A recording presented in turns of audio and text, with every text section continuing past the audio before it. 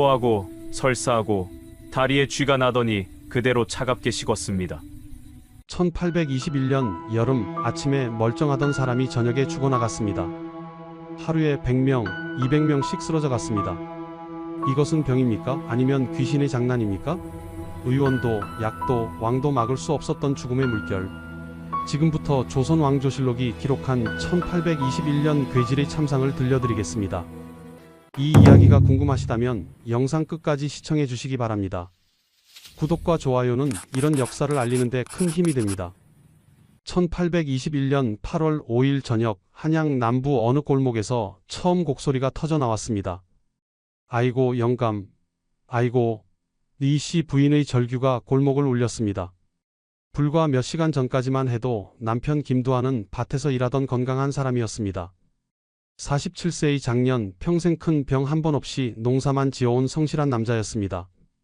그런 그가 갑자기 배가 아프다며 집으로 돌아온 것이 낮 12시쯤이었습니다. 괜찮을 거야. 더운 날씨에 힘들게 일해서 그런가 보다. 이 씨는 남편을 방에 눕히고 찬물을 떠다 주었습니다. 그런데 오후 1시부터 상황이 급변했습니다. 김두한이 갑자기 토하기 시작한 것입니다. 한 번, 두 번이 아니었습니다. 먹은 것을 다 토해낸 뒤에도 멈추지 않았습니다. 물만 마셔도 바로 토했습니다. 그리고 동시에 설사가 시작되었습니다. 물처럼 쏟아지는 설사였습니다. 영감 어쩌면 좋아요. 의원을 불러야 하는 거 아니에요? 17세 아들이 급히 동네 약방으로 달려갔지만 의원은 이미 다른 환자를 보러 나가고 없었습니다. 아니, 정확히 말하면 의원의 약방 앞에는 이미 수십 명의 사람들이 몰려 있었습니다. 모두 같은 증상을 호소하는 환자들이었습니다. 오후 3시 김두한의 다리에 쥐가 나기 시작했습니다. 종아리가 심하게 경련을 일으켰습니다. 아, 다리가. 김두한은 비명을 질렀지만 이 씨가 아무리 주물러도 경련은 멈추지 않았습니다. 그의 얼굴은 점점 파래졌습니다. 입술이 새파랗게 질렸습니다. 눈은 움푹 들어가고 피부는 쭈글쭈글해졌습니다. 불과 몇 시간 만에 노인처럼 변해버렸습니다. 오후 5시 김두한의 몸이 차갑게 식기 시작했습니다. 영감, 눈 좀 떠봐요. 정신 차려요. 이 씨가 남편을 흔들었지만 김두한은 이미 의식을 잃어가고 있었습니다. 14세 딸아이는 무서워서 방구석에서 떨고 있었습니다. 오후 6시 30분 김두한의 숨이 끊어졌습니다. 아침에 밭에 나갔던 건강한 남자가 해가 지기도 전에 차갑게 식었습니다. 이 씨는 남편의 시체를 끌어안고 통곡했습니다. 그런데 이상한 일이었습니다. 이 씨 집에서만 곡소리가 들린 것이 아니었습니다. 옆집에서도, 그 옆집에서도, 골목 저쪽에서도 동시에 곡소리가 터져 나왔습니다. 아이고 우리 아버지, 엄마. 한양 남부 전체가 울음바다가 되었습니다. 저녁 무렵이 되자 거리에는 사람의 그림자가 사라졌습니다. 모두 문을 걸어 잠그고 떨고 있었습니다.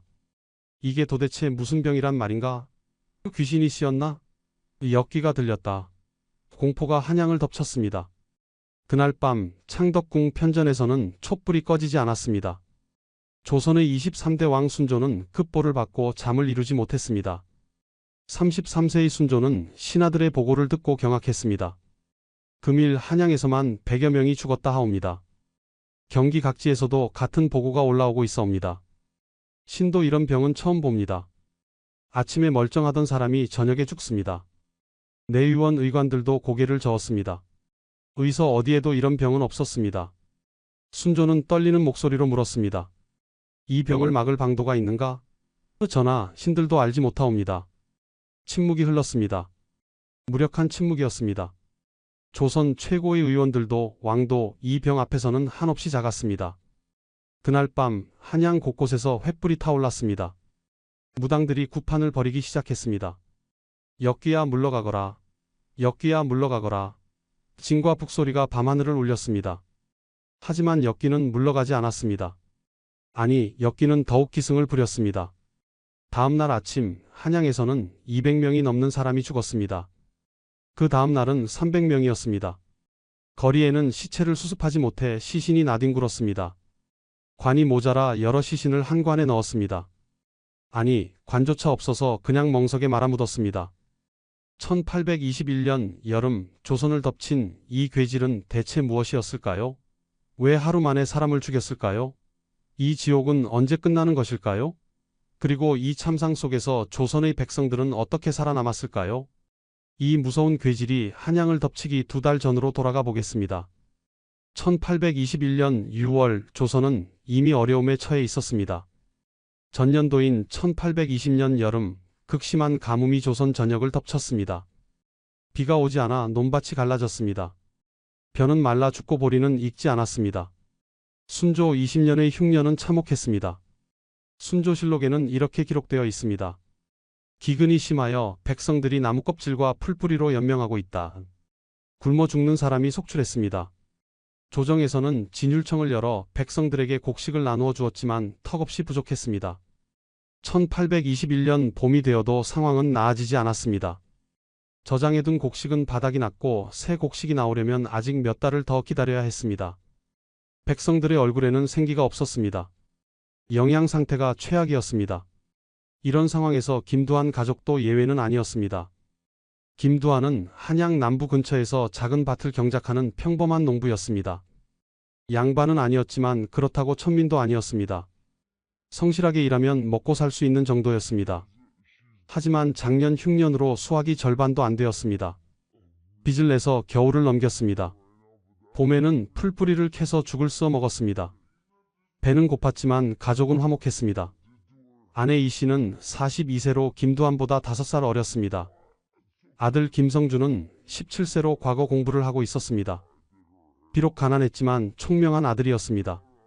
딸 김순이는 14세로 이제 곧 혼담이 오갈 나이였습니다. 올해만 잘 넘기면 좋은 날이 올 거야. 성준이는 과거에 급제하고 순이는 좋은데 시집가고, 김두한은 아내에게 이렇게 말하곤 했습니다. 이 씨도 고개를 끄덕이며 웃었습니다. 그럼요. 우리 영감이 그렇게 성실하게 일하는데 하늘이 알아주실 거예요. 하지만 그들은 몰랐습니다. 2달 후 이 가족에게 어떤 비극이 닥칠지. 1821년 6월 중순 이상한 소문이 돌기 시작했습니다. 서해 바닷가 쪽에서 이상한 병이 돈다는 소문이었습니다. 인천 부평에서 사람들이 때로 죽어나간다더라. 아침에 멀쩡하던 사람이 저녁에 죽는다더라. 토하고 설사하다가 그냥 죽는다던데. 하지만 한양 사람들은 대수롭지 않게 여겼습니다. 지방에서나 일어나는 일이라고 생각했습니다. 실제로 조선 왕조실록을 보면 1821년 6월부터 경기도 해안 지역에서 괴질 보고가 올라오기 시작합니다. 인천 부평에서 수십 명이 급사하였다. 강화도에서도 같은 증상으로 사람들이 죽어간다. 조정에서는 관찰사에게 지시를 내렸습니다. 백성들을 잘 구려하고 약을 나누어 주라. 하지만 이것은 평범한 역병이 아니었습니다. 이 병은 이전에 조선이 겪어보지 못한 새로운 병이었습니다. 훗날 사람들은 이 병을 호열자라고 불렀습니다. 한자로 호랑이처럼 사납게 창자를 찢는다는 뜻이었습니다. 오늘날 우리가 콜레라라고 부르는 그 병이었습니다. 콜레라는 인도 겐지스강 유역이 원산지로 알려져 있습니다. 1817년부터 시작된 콜레라 대유행이 중국을 거쳐 조선까지 들어온 것입니다. 중국 산동 반도에서 유행하던 콜레라가 상선을 타고 조선의 서해안으로 들어왔습니다. 그리고 육로를 따라 한양으로 전국으로 퍼져나갔습니다. 이 병의 특징은 무서울 정도로 빨랐습니다. 감염되면 6시간에서 길어야 하루 안에 증상이 나타났습니다. 심한 구토와 설사로 몸속의 수분이 빠져나갔습니다. 탈수가 진행되면서 혈액이 끈적해지고 혈압이 떨어졌습니다. 근육에 경련이 일어나고 체온이 떨어졌습니다. 치료하지 않으면 하루 만에 사망했습니다. 당시 조선의 의원들은 이 병을 이해할 수 없었습니다. 정약제는 한양에서 약방을 운영하는 55세의 경험 많은 의원이었습니다. 그는 평생 수많은 환자를 봤지만 이런 병은 처음이었습니다. 6월 말 정약제의 약방에 한 환자가 찾아왔습니다. 인천에서 올라온 상인이었습니다. 선생님, 배가 너무 아픕니다. 토할 것 같습니다. 정약제가 맥을 짚어보려는 순간 환자가 갑자기 토하기 시작했습니다.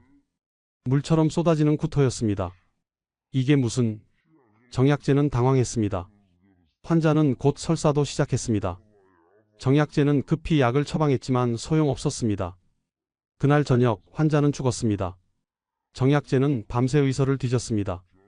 동의보감을 펼쳤습니다. 향약집 성방도 찾아봤습니다. 하지만 어디에도 이런 병에 대한 기록은 없었습니다. 이건 이건 보통 여름병이 아니야. 뭔가 큰일이 벌어질 것 같은데. 정약제는 불길한 예감이 들었습니다. 하지만 그의 예감은 틀리지 않았습니다. 7월이 되자 한양에서도 환자가 나타나기 시작했습니다. 1821년 7월 중순 한양은 여전히 평화로워 보였습니다. 여름 더위가 기승을 부렸지만 사람들은 일상을 살아갔습니다. 김두한은 새벽 4시에 일어났습니다. 밭에 나가 김을 매야 했습니다.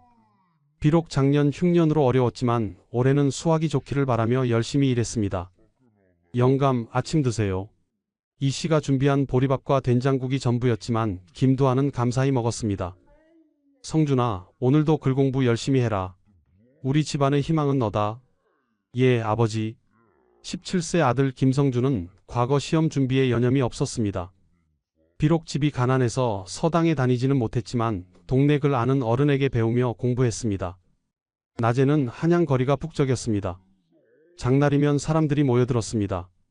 남대문 박시장에는 장사치들의 호객 소리가 요란했습니다. 쌀이요. 좋은 쌀. 생선 사시오. 싱싱한 생선. 하지만 물건을 사는 사람은 많지 않았습니다. 작년 흉년으로 다들 주머니 사정이 어려웠기 때문입니다. 정약제의 약방에도 환자들이 찾아왔습니다. 여름철 배탈이나 더위 먹은 사람들이 대부분이었습니다. 선생님, 배가 좀 아픕니다. 더위를 많이 먹었구려. 이 약을 다려 드시오. 정약제는 평소처럼 환자를 진료했습니다. 하지만 그의 마음 한편에는 여전히 불안감이 자리 잡고 있었습니다. 지난달 인천에서 온 환자가 하루 만에 죽은 일이 잊히지 않았습니다. 창덕궁에서 순조는 국정을 돌보고 있었습니다. 33세의 젊은 왕이었지만 걱정이 많았습니다. 작년 흉년으로 백성들이 굶주리고 있었습니다. 진율청을 운영하며 구제하고 있었지만 한계가 있었습니다. 전하, 각 지방에서 역병 소문이 들려옵니다. 의정부에서 보고가 올라왔습니다. 역병이라. 얼마나 심각한가? 아직 한양까지는 들어오지 않았으나 경기 해안 지역에서 환자가 발생하고 있다 하옵니다. 백성들을 잘 구려하도록 하라. 약을 넉넉히 나누어주고. 성은이 만극하옵니다. 순조는 역병 보고를 받았지만 아직 심각하게 받아들이지 않았습니다. 조선에서는 종종 역병이 돌았습니다. 대개는 조정에서 약을 나누어주고 제사를 지내면 진정되곤 했습니다. 이번에도 그럴 것이라 생각했습니다. 하지만 이번은 달랐습니다. 7월 20일경 한양 성저시장에서 한 상인이 갑자기 쓰러졌습니다. 40대 중반의 건강해 보이던 남자였습니다. 으악, 배가. 상인은 배를 움켜쥐고 비명을 질렀습니다. 사람들이 황급히 그를 부축했습니다. 괜찮으시오? 무슨 일이오? 배가 너무 아파. 상인은 곧 토하기 시작했습니다. 그리고 설사를 했습니다. 사람들은 당황했지만 더위 먹었나 보다 생각했습니다. 상인을 집으로 데려다주고 모두 흩어졌습니다. 그날 저녁 그 상인은 죽었습니다. 가족들은 울었지만 이웃들은 알지 못했습니다. 그저 불운한 일이라고 생각했습니다. 하지만 3일 후 같은 시장에서 또 다른 사람이 같은 증상으로 쓰러졌습니다. 이번에는 20대 젊은 남자였습니다. 그리고 그 다음 날 또 한 명이 쓰러졌습니다. 이제 사람들은 수군거리기 시작했습니다. 이상한 병이 도는 것 같아. 혹시 역병 아닐까? 조심해야겠어. 정약제의 약방에도 환자들이 찾아오기 시작했습니다. 모두 같은 증상을 호소했습니다. 갑자기 배가 아프고 토하고 설사를 한다는 것이었습니다. 정약제는 긴장했습니다. 이건 분명 보통 병이 아니야. 저번에 인천에서 온 환자와 똑같은 증상이야. 그는 동료 의원들을 찾아가 상의했습니다. 여보게들, 요즘 이상한 환자들이 많이 오지 않는가? 그러게 말일세. 나도 몇 명 봤는데 손을 쓸 수가 없더군. 약을 써도 소용이 없어. 하루 만에 죽는 경우도 있고. 의원들은 고개를 저었습니다. 누구도 이 병을 치료할 방법을 몰랐습니다. 7월 말이 되자 한양에서 하루에 몇 명씩 같은 증상으로 죽는 사람이 생겼습니다. 아직 많은 수는 아니었습니다. 하루에 서너 명 정도였습니다. 하지만 날이 갈수록 숫자가 늘어났습니다. 김두한은 이런 소문을 들었지만 별로 걱정하지 않았습니다. 우리는 건강하니까 괜찮을 거야. 조심하면 돼. 이 씨도 고개를 끄덕였습니다. 그래도 영감, 사람 많은 곳은 피하는 게 좋겠어요. 알았네. 시장도 당분간 안 가고. 김두한은 바칠만 하고 집에 있기로 했습니다. 하지만 역병은 그들의 조심을 비웃듯 다가오고 있었습니다. 8월 1일 한양에서 하루에 10명이 죽었습니다. 8월 2일 20명이 죽었습니다. 8월 3일 50명이 죽었습니다. 기하급수적으로 늘어났습니다. 사람들은 공포에 떨기 시작했습니다. 이건 보통 역병이 아니야. 빨리 한양을 떠나야 해. 부유한 양반들은 짐을 싸서 지방으로 피난을 갔습니다. 하지만 가난한 백성들은 갈 곳이 없었습니다. 김두한도 마찬가지였습니다. 떠날 곳도 떠날 돈도 없었습니다. 그저 집에서 조심하는 수밖에 없었습니다. 8월 4일 저녁 김두한은 가족들에게 말했습니다. 당분간 아무도 밖에 나가지 마라. 바칠도 내가 혼자 다녀올 테니. 아버지, 저도 도와드릴게요. 아들 김성준이 말했습니다. 아니다. 내가 나가면 어머니가 걱정하신다. 아버지 혼자 갔다 올 테니 너는 집에서 어머니와 동생을 지켜라. 예, 아버지. 그날 밤 김두한은 잠을 이루지 못했습니다. 멀리서 곡소리가 들려왔습니다. 누군가 또 죽은 것이었습니다. 하늘이시여, 우리 가족만은 지켜주소서. 김두한은 속으로 기도했습니다. 하지만 하늘은 그의 기도를 들어주지 않았습니다. 다음 날 1821년 8월 5일 아침 김두한은 여느 때처럼 밭으로 향했습니다. 그것이 그가 건강한 상태로 걷는 마지막이 될 줄은 아무도 몰랐습니다. 1821년 8월 5일 정오 김두한은 밭에서 갑자기 배가 아프기 시작했습니다. 처음에는 살짝 불편한 정도였습니다. 더운 날씨에 일을 너무 많이 했나? 김두한은 잠시 그늘에 앉아 쉬었습니다. 하지만 통증은 점점 심해졌습니다. 배가 뒤틀리는 것 같았습니다. 식은땀이 흘렀습니다. 이건 아닌데? 김두한은 불안해졌습니다. 요즘 한양에 도는 그 무서운 병의 증상이 떠올랐습니다. 아니야, 그럴 리 없어. 나는 조심했잖아. 사람도 안 만났는데? 하지만 몸은 거짓말을 하지 않았습니다. 복통은 더욱 심해졌고 속이 메스꺼웠습니다. 김두한은 급히 집으로 향했습니다. 집에 도착하자마자 그는 마당에 주저앉았습니다. 영감, 왜 그래요? 이 씨가 놀라 달려 나왔습니다. 배가 너무 아파. 얼른 방으로 들어가요. 이 씨와 아들 김성준이 김두한을 부축해 방으로 들어갔습니다. 김두한을 눕히자마자 그는 토하기 시작했습니다. 한 번, 두 번이 아니었습니다. 먹은 것을 다 토해낸 뒤에도 계속 토했습니다. 위액만 나왔습니다. 그러다 나중에는 물처럼 맑은 액체가 나왔습니다. 물 좀 주오. 김두한이 신음했습니다. 이 씨가 급히 물을 떠다 주었습니다. 하지만 물을 마시자마자 다시 토했습니다. 그리고 동시에 설사가 시작되었습니다. 물처럼 쏟아지는 설사였습니다. 콜레라의 특징적 증상인 쌀뜨물 같은 설사였습니다. 묽고 하얗게 탁한 설사가 멈추지 않고 쏟아졌습니다. 이게 무슨... 이 씨는 공포에 질렸습니다. 이것은 분명 요즘 도는 그 무서운 병이었습니다. 하루 만에 사람을 죽인다는 괴질이었습니다. 아버지, 딸 김순이가 울먹이며 방문 밖에서 소리쳤습니다. 순아, 들어오지 마. 옮을 수 있어. 어머니 이 씨가 소리쳤습니다. 오후 2시경 김두한의 몸에서 물이 빠져나가기 시작했습니다. 콜레라균이 장에서 만들어내는 독소 때문에 장 세포에서 엄청난 양의 수분이 빠져나갔습니다. 하루에 20리터 이상의 수분을 잃을 수 있는 무서운 병이었습니다. 김두한의 얼굴이 변하기 시작했습니다. 눈이 움푹 들어갔습니다. 뺨이 꺼졌습니다. 입술이 새파랗게 질렸습니다. 피부가 쭈글쭈글해졌습니다. 불과 몇 시간 만에 20년은 늙어 보였습니다. 영감. 이 씨가 남편을 흔들었지만 김두한은 제대로 대답하지 못했습니다. 오후 3시 김두한의 다리에 심한 경련이 일어났습니다. 탈수로 인해 혈액의 전해질 균형이 무너지면서 근육에 경련이 온 것입니다. 아, 다리가 떨어져 나가는 것 같아. 김두한이 비명을 질렀습니다. 이 씨가 남편의 다리를 주물렀지만 경련은 멈추지 않았습니다. 종아리가 딱딱하게 굳었습니다. 허벅지까지 경련이 퍼졌습니다. 성준아, 얼른 의원을 불러와. 예, 어머니.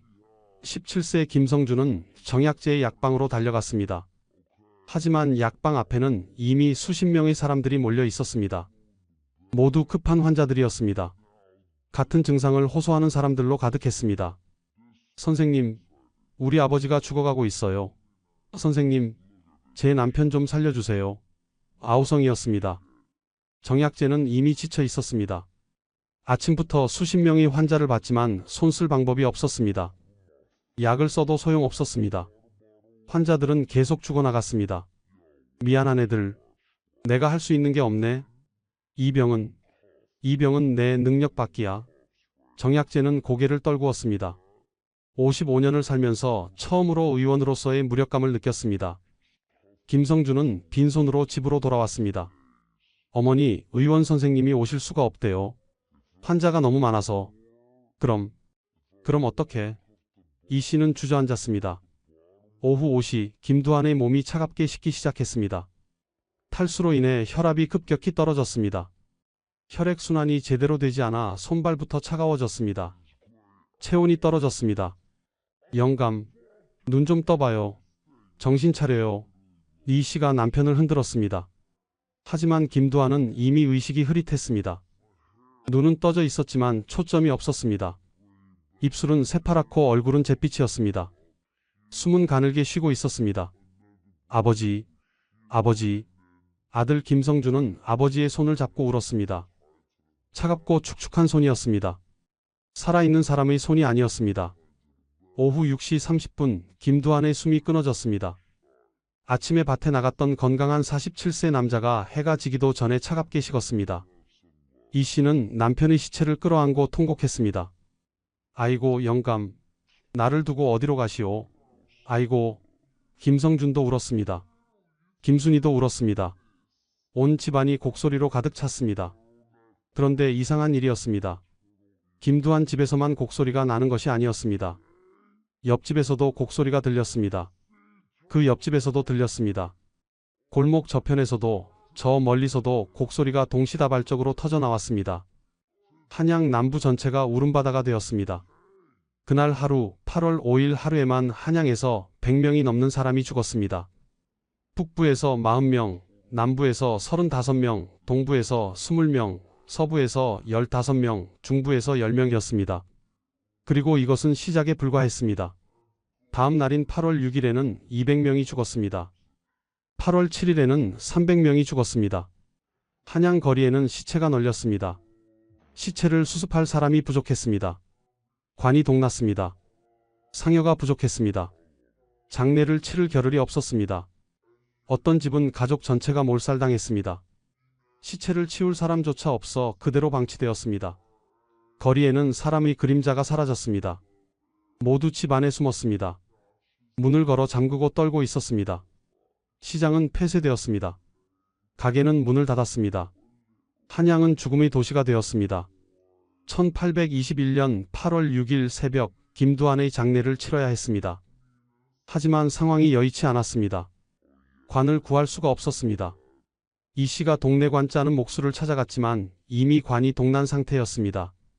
아주머니 미안하오. 관이 하나도 없소. 어제 마지막 남은 관까지 다 나갔소.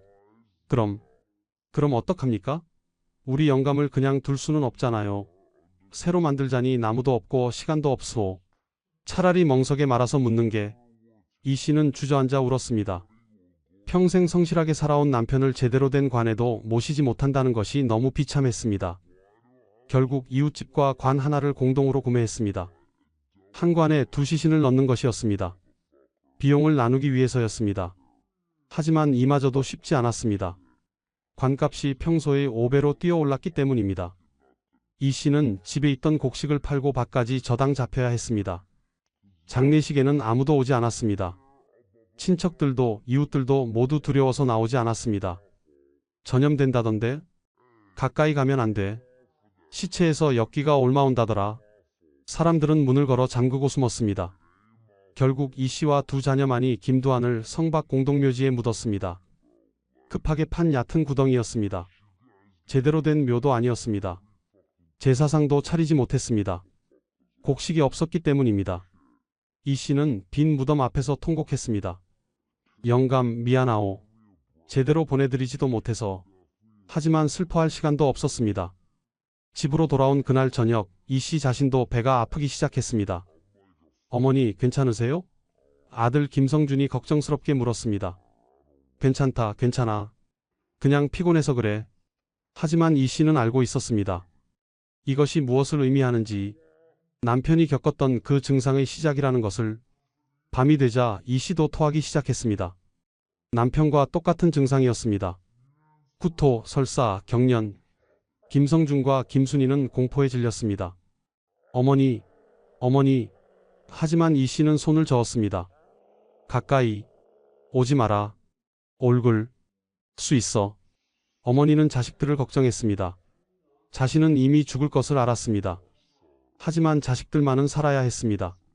성준아, 순아, 예, 어머니. 너희들은 이 집을 떠나라.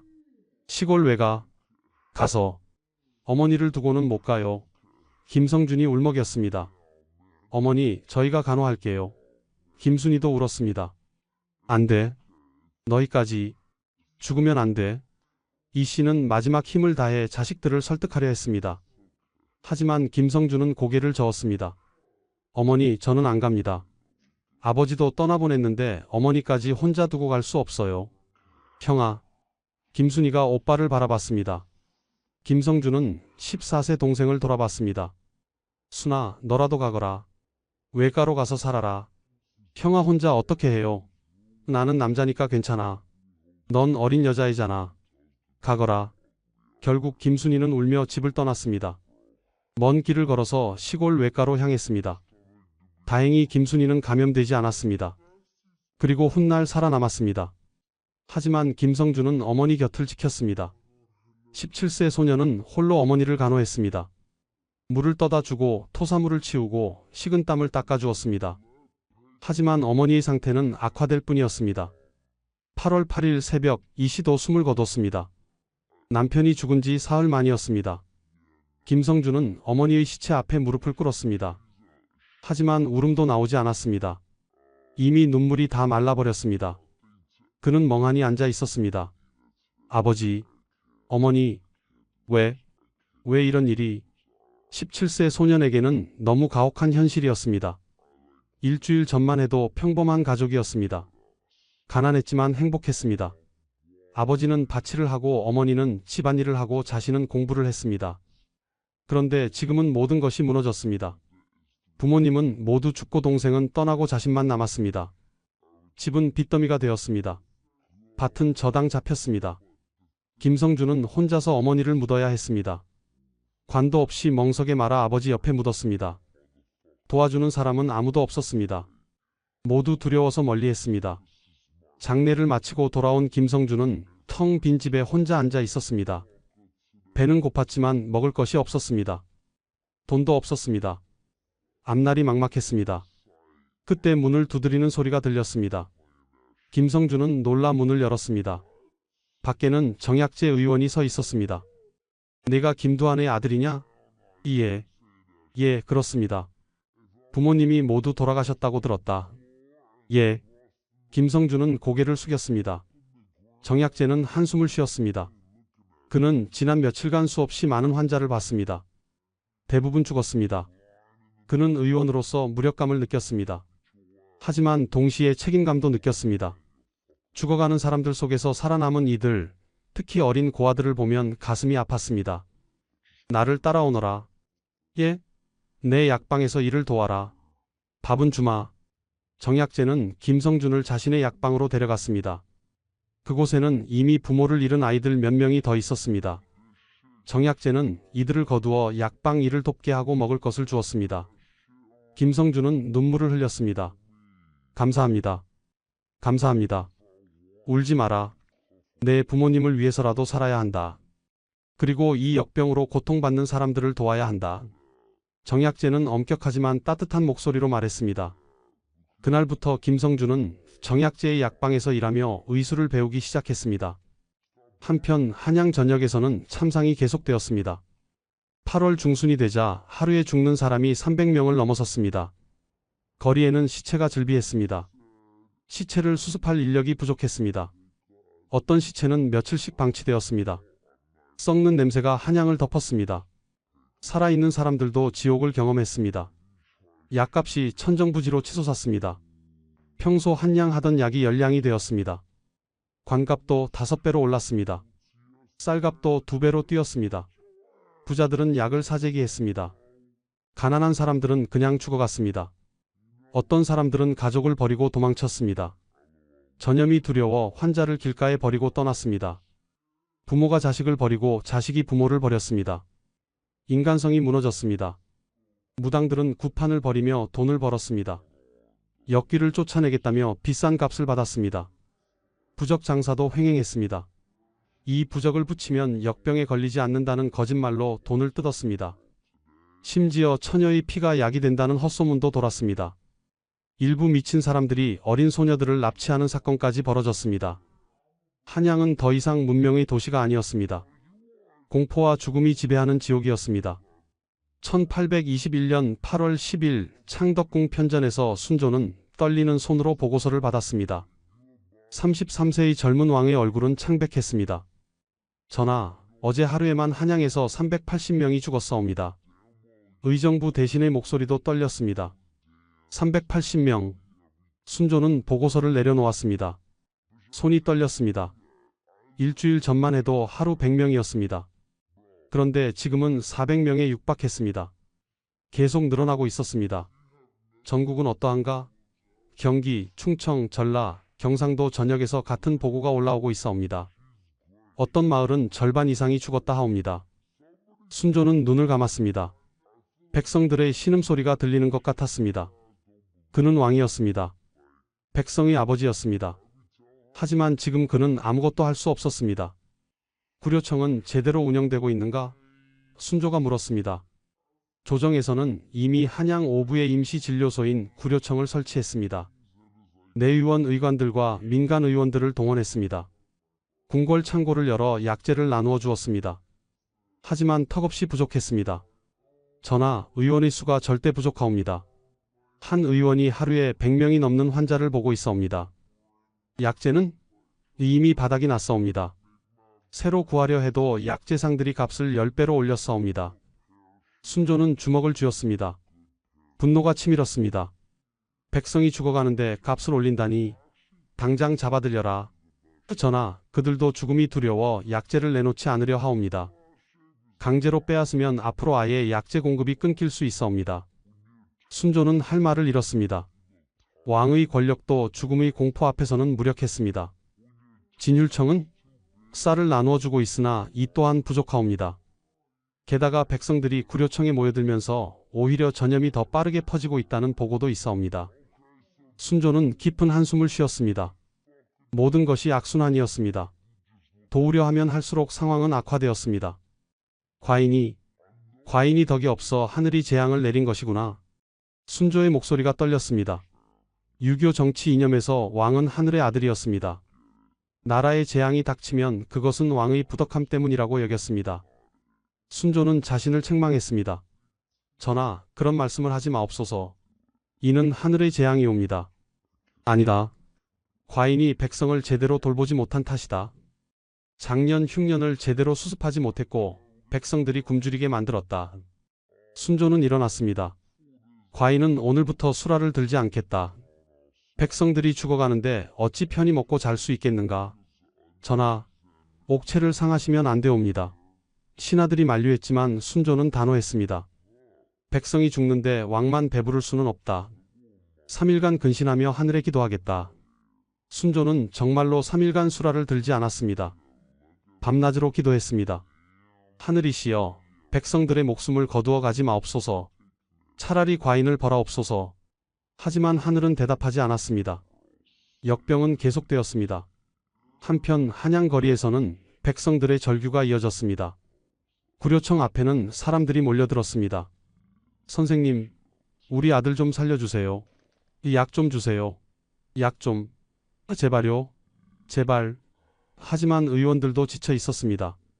며칠간 잠도 제대로 못 자고 환자를 봤습니다. 그럼에도 환자는 계속 죽어갔습니다. 약도 바닥났습니다. 어떤 의원은 환자의 손을 잡고 함께 울었습니다. 미안하오. 정말 미안하오. 내가 할 수 있는 게 없소.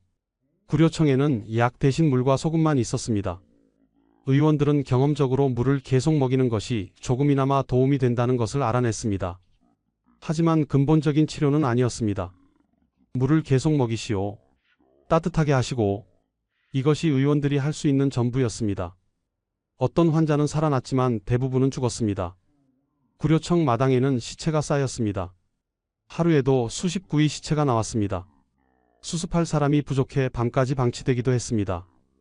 백성들 사이에서는 원망의 목소리도 나왔습니다. 임금이 뭘 했나? 우리가 죽어가는데? 이 양반들은 지방으로 도망가고 우리만 죽으라는 거냐? 이게 나라냐? 하지만 대부분의 백성들은 그저 살아남기 위해 발버둥 쳤습니다. 집 안에 숨어서 문을 잠그고 밖에 나가지 않았습니다. 먹을 것이 떨어져도 시장에 가지 못했습니다. 시장이 폐쇄되었기 때문입니다. 어떤 가족은 집 안에서 굶어 죽었습니다. 역병에 걸려 죽은 것이 아니라 굶어 죽었습니다. 밖으로 나가 음식을 구할 수 없었기 때문입니다. 한양 성 밖 공동묘지는 시체로 가득 찼습니다. 묘를 쓸 공간이 없어 시체를 겹쳐서 묻었습니다. 어떤 곳은 시체를 그냥 쌓아두고 흙만 살짝 덮었습니다. 묘라고 할 수도 없는 것들이었습니다. 땅을 파는 인부들도 부족했습니다. 많은 인부들이 역병에 걸려 죽었기 때문입니다. 시체를 나르는 상역군들도 모자랐습니다. 일당을 10배로 올려도 하려는 사람이 없었습니다. 전염이 두려웠기 때문입니다. 결국 죄수들을 동원했습니다. 형을 감면해주는 조건으로 시체 수습을 시켰습니다. 하지만 죄수들도 죽어갔습니다. 8월 중순이 되자 경기도 전역으로 역병이 퍼졌습니다. 수원, 광주, 양주, 파주, 개성까지 모두 역병에 휩싸였습니다. 어떤 마을은 주민의 절반 이상이 죽었습니다. 마을 전체가 폐촌이 된 곳도 있었습니다. 충청도, 전라도, 경상도에서도 같은 보고가 올라왔습니다. 조선 전역이 역병의 공포에 떨었습니다. 순조는 매일 보고를 받으며 괴로워했습니다. 전국에서 하루에 1000명 이상이 죽는다는 추산이 나왔습니다. 정확한 집계조차 불가능했습니다. 지방 관청들도 제대로 기능하지 못했습니다. 관리들도 죽거나 도망갔기 때문입니다. 순조는 여러 차례 교서를 내렸습니다. 백성들을 구제하라. 약과 곡식을 나누어 주라.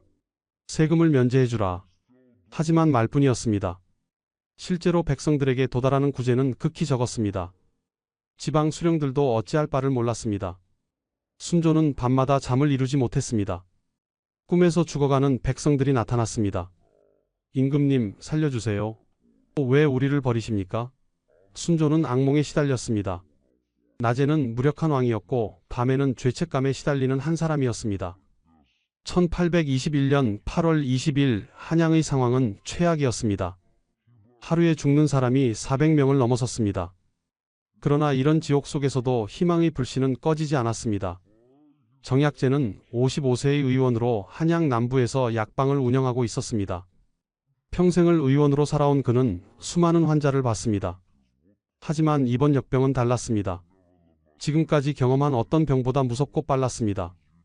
8월 초부터 그의 약방에는 환자들이 쇄도했습니다. 하루에 100명이 넘는 환자를 봤습니다. 하지만 대부분 죽었습니다. 처음에는 약을 써봤습니다. 이열치열로 따뜻한 약을 썼습니다. 소용없었습니다. 차가운 약을 써봤습니다. 역시 소용없었습니다. 침을 놓아봤습니다. 효과가 없었습니다. 정약제는 절망했습니다. 나는 의원인가 아니면 죽음의 목격자인가? 동료 의원들은 하나둘 약방 문을 닫고 도망갔습니다. 정 선생, 자네도 빨리 떠나게. 이러다가 우리까지 죽네? 나는 의원이야. 의원이 환자를 버리고 도망갈 수는 없어. 하지만 치료도 못하잖아. 쓸데없이 목숨만 버리는 거야. 그래도 누군가는 남아야 해.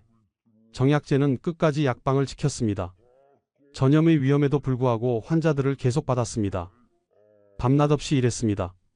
하루에 16시간 이상 환자를 봤습니다. 밥 먹을 시간도 없었습니다. 잠도 서너 시간밖에 못 잤습니다. 그러던 어느 날 정약제는 작은 발견을 했습니다. 환자들을 보다 보니 일정한 패턴이 있었습니다. 물을 많이 마신 환자가 조금 더 오래 버텼습니다. 반대로 물을 마시지 못한 환자는 빨리 죽었습니다. 그렇구나. 물이 중요한 거야. 정약제는 깨달았습니다. 이 병은 몸속의 물을 빼앗아가는 병이었습니다.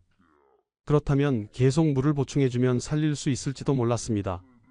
그는 환자들에게 계속 물을 먹이기 시작했습니다. 토해도 다시 먹였습니다. 설사를 해도 계속 먹였습니다. 그리고 따뜻하게 해주었습니다. 환자의 체온이 떨어지지 않도록 이불로 덮어주었습니다. 또한 소금물이 조금 도움이 되는 것 같았습니다. 그는 물에 소금을 조금 타서 먹였습니다. 오늘날 우리가 아는 경구수액 요법의 원시적 형태였습니다. 물론 완치시킬 수는 없었습니다. 하지만 일부 환자들은 살아났습니다. 10명 중 한두 명 정도였습니다. 하지만 그것만으로도 희망이었습니다. 선생님, 우리 아버지가 눈을 떴어요. 물을 달라고 하세요. 환자가 살아나면 가족들은 울며 감사했습니다. 그럴 때 정약제는 보람을 느꼈습니다. 아직 할 수 있는 게 있구나. 그는 다른 의원들에게도 자신의 방법을 알렸습니다. 물을 계속 먹이시오. 포기하지 마시오. 하지만 여전히 많은 환자들이 죽었습니다. 살리는 것보다 죽는 것이 훨씬 많았습니다. 정약제는 매일 밤 죽은 환자들을 생각하며 괴로워했습니다. 그러던 8월 10일경 김성준을 만났습니다. 부모를 모두 잃고 혼자 남은 17세 소년이었습니다. 정약제는 김성준을 자신의 약방으로 데려왔습니다. 여기서 나를 도와라. 밥은 주마. 감사합니다, 선생님. 김성준은 열심히 일했습니다. 약을 다리고 환자를 돌보고 약방을 청소했습니다. 그는 또한 의술을 배우기 시작했습니다. 선생님, 이 약초는 무엇입니까? 감초라고 한다. 여러 약의 독을 풀어주는 역할을 하지.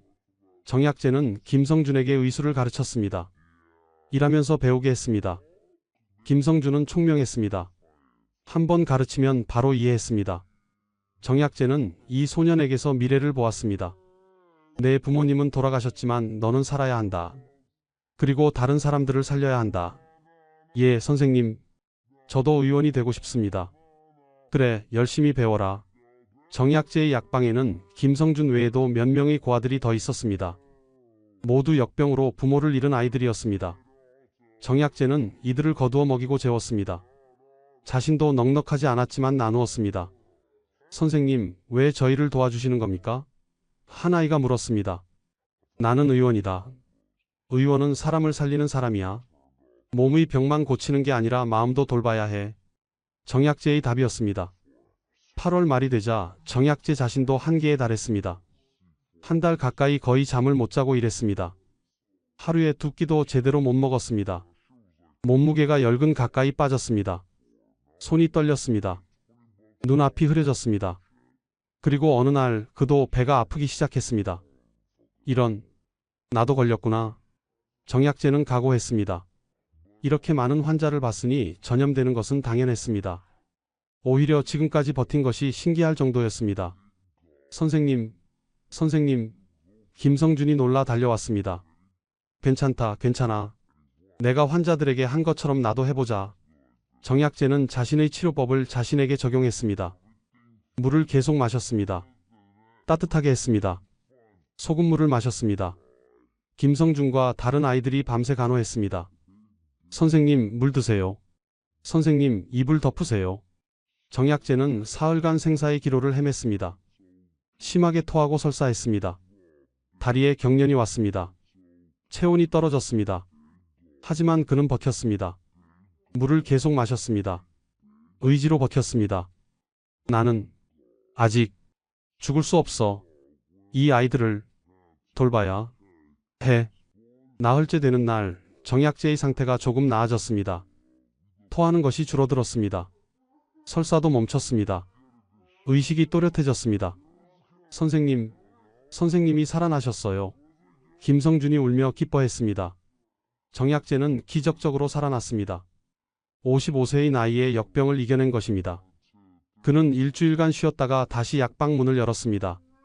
아직 죽어가는 사람들이 있다. 내가 할 일이 남았다.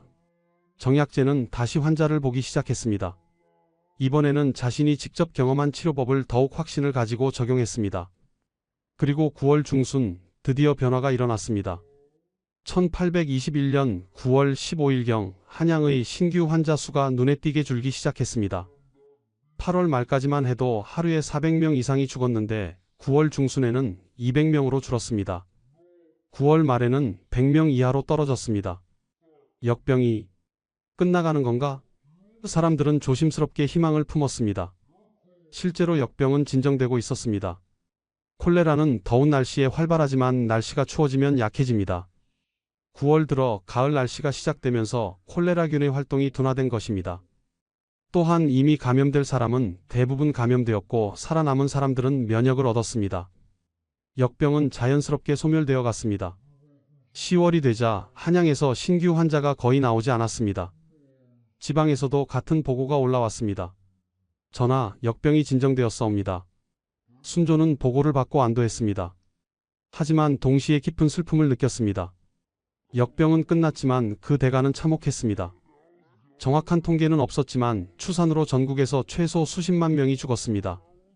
한양에서만 10,000명 이상이 죽은 것으로 추정되었습니다. 당시 한양 인구가 약 20만 명이었으니 20명 중 1명이 죽은 셈이었습니다. 경기도 일부 지역은 인구의 3분의 1이 죽었습니다.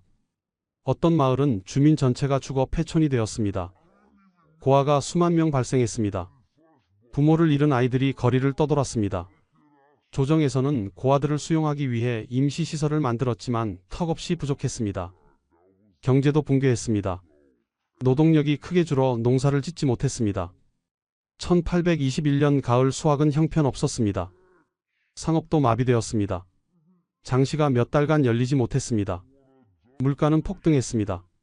이듬해인 1822년에는 역병의 여파로 심각한 기근이 발생했습니다.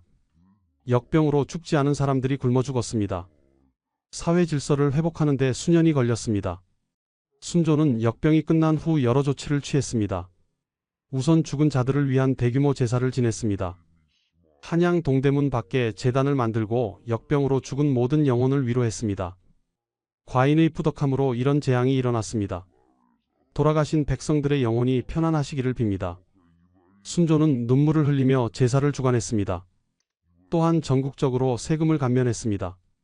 3년간 전세와 공납을 절반으로 줄였습니다. 역병 피해가 심한 지역은 전액 면제했습니다. 고아 구제 정책도 시행했습니다. 관에서 고아들을 거두어 먹이고 입혔습니다. 일부 고아들은 양자로 보내졌습니다. 의료 체계도 조금 강화했습니다. 각 지방의 의원을 더 배치했습니다. 약제 비축도 늘렸습니다. 하지만 이것들은 모두 사후 조치였습니다. 이미 수십만 명이 죽은 후였습니다. 근본적인 해결책은 아니었습니다. 조선의 의료 수준으로는 콜레라를 막을 방법이 없었습니다. 항생제도 없었고 수액요법도 제대로 알지 못했고 병의 원인인 세균의 존재조차 몰랐습니다. 다만 경험적으로 깨끗한 물이 중요하다는 것, 환자를 격리해야 한다는 것 정도를 배웠을 뿐이었습니다. 그리고 19세기 내내 조선은 여러 차례 역병을 겪어야 했습니다. 1859년에도 콜레라가 대유행했습니다. 1886년에도 유행했습니다. 1895년에도 유행했습니다. 매번 수만 명이 죽었습니다. 한편 정약제는 역병이 끝난 후에도 계속 약방을 운영했습니다. 그는 자신의 경험을 바탕으로 역병 치료에 관한 글을 남겼습니다. 괴질이 돌면 물을 계속 먹여야 한다. 토해도 다시 먹여야 한다. 따뜻하게 해야 한다. 소금물이 도움이 된다. 간단한 내용이었지만 당시로서는 귀중한 지식이었습니다. 후대 의원들이 이 기록을 참고했습니다.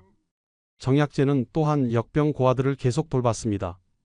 김성준을 비롯한 여러 아이들을 제자로 삼아 의술을 가르쳤습니다.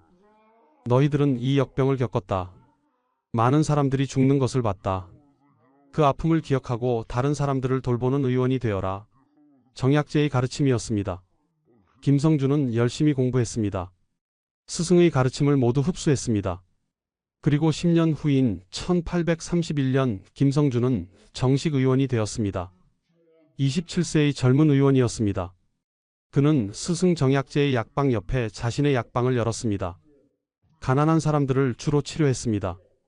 약값을 받지 못하는 경우도 많았지만 개의치 않았습니다. 저도 한때 고아였습니다. 스승님께서 저를 살려주셨습니다. 이제 제가 다른 사람들을 살릴 차례입니다. 김성준의 말이었습니다. 1830년 정약제는 64세의 나이로 평화롭게 별세했습니다. 역병 이후 9년을 더 살았습니다. 그는 마지막까지 환자를 돌보다가 조용히 눈을 감았습니다. 동네 사람들이 모두 모여 장례를 치렀습니다. 정 선생님은 우리의 은인이십니다. 역병 때 우리를 버리지 않으셨습니다. 평생 가난한 사람들을 돌보셨습니다. 사람들은 울며 그를 애도했습니다. 정약제의 묘는 한양 근처 야산에 만들어졌습니다. 소박한 묘였지만 많은 사람들이 찾아와 절을 했습니다. 김성준은 스승의 묘 앞에서 맹세했습니다. 스승님, 제가 스승님의 뜻을 이어가겠습니다. 평생 사람을 살리는 의원으로 살겠습니다. 그리고 그는 그 맹세를 지켰습니다.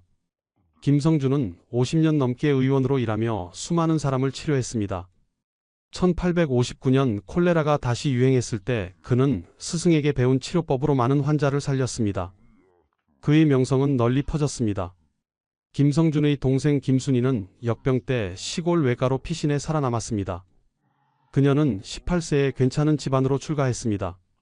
남편은 가난한 선비였지만 착한 사람이었습니다. 김순희는 세 아들을 낳아 잘 키웠습니다. 평생 부모님의 기일을 잊지 않고 제사를 지냈습니다. 오빠 김성준과도 평생 가깝게 지냈습니다. 김순희는 70세까지 살았습니다. 손자, 손녀들에게 1821년 여름 이야기를 들려주곤 했습니다. 할머니가 어렸을 때 무서운 역병이 돌았단다. 할머니의 아버지, 어머니가 모두 돌아가셨지. 하지만 정 선생님이라는 훌륭한 의원분이 너희 큰할아버지를 살려주셨어. 그래서 큰할아버지도 의원이 되셨단다. 아이들은 할머니의 이야기를 들으며 눈물을 흘렸습니다. 그리고 큰할아버지를 더욱 존경하게 되었습니다. 1821년의 역병은 조선 역사에 깊은 상처를 남겼습니다. 하지만 동시에 교훈도 남겼습니다. 첫째, 가난이 병을 키운다는 것. 역병은 부자나 가난한 사람 모두를 공격했지만 가난한 사람들이 훨씬 많이 죽었습니다. 영양 상태가 나빴고 위생이 나빴고 치료를 받을 수 없었기 때문입니다. 둘째, 권력도 전염병 앞에서는 무력하다는 것. 왕도 양반도 역병을 막을 수 없었습니다. 오직 의술과 정성만이 사람을 살렸습니다. 셋째, 위기 속에서 인간성의 빛과 어둠이 모두 드러난다는 것. 어떤 사람들은 가족을 버리고 도망갔지만 정약제 같은 사람들은 끝까지 자리를 지켰습니다. 넷째, 고통은 대를 이어 극복된다는 것. 김성준은 부모를 역병으로 잃었지만 그 고통을 발판 삼아 의원이 되어 다른 사람들을 살렸습니다. 200년이 지난 지금 우리는 콜레라를 치료할 수 있게 되었습니다. 항생제가 있고 수액치료가 있고 백신도 개발되었습니다. 하지만 전염병은 여전히 인류의 숙제입니다. 새로운 병들이 계속 나타나고 있습니다.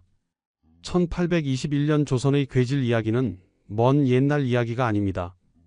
그것은 전염병과 싸우는 인류의 긴 역사 중 한 장면입니다. 그 속에서 무력하게 죽어간 사람들, 끝까지 싸운 의원들, 고통 속에서도 희망을 잃지 않은 사람들의 이야기입니다. 정약제와 김성준 같은 사람들이 있었기에 조선은 그 참혹한 역병을 견뎌낼 수 있었습니다. 그들의 헌신과 희생을 우리는 기억해야 합니다. 지금까지 1821년 여름 조선을 휩쓴 괴질의 이야기였습니다. 아침에 멀쩡하던 사람이 저녁에 죽어간 무서운 역병이었지만 그 속에서도 인간의 존엄과 희망을 지킨 사람들이 있었습니다. 역사는 그들을 기억합니다. 이 이야기가 여러분께 작은 깨달음이 되길 바랍니다. 구독과 좋아요 부탁드리며 다음에도 의미 있는 역사 이야기로 찾아뵙겠습니다. 감사합니다.